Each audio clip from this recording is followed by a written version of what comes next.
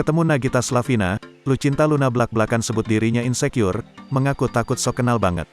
Tanpa ragu, Lucinta Luna mengakui dirinya insecure berdekatan dengan Nagita Slavina.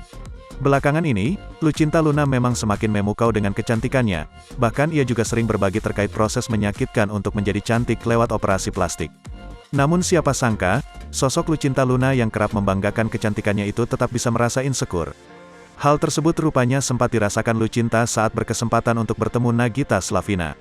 Sebelum menuju topik istri Raffi Ahmad itu, Lucinta Luna awalnya menceritakan terkait rekan influencer yang banyak dituding star syndrome. Lalu ia menegaskan kalau tak semua influencer memiliki sifat demikian. Mungkin influencer yang seperti itu ia masih mencari jati diri. Jadinya star syndrome. Yang aku lihat ya, aku ketemu Kanu, Rahel V-nya, Dara Arafah, mereka baik-baik aja, baiknya minta ampun.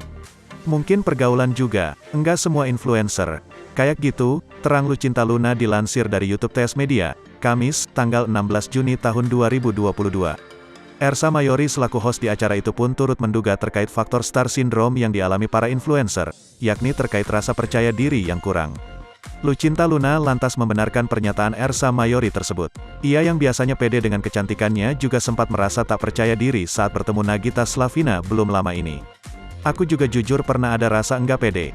Kayak kemarin ketemu sama Kak Gigi, panggilan Nagita Slavina. Aku enggak pede deh. Aku merasa Kak Gigi orangnya ini banget.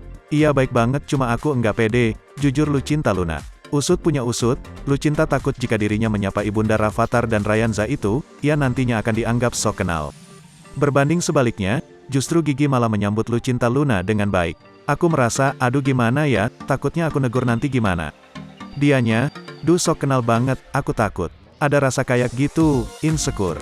Tapi baik kok kemarin ketemu Kak Gigi. Peluk-pelukan, oh baik ya, tandas Lucinta Luna.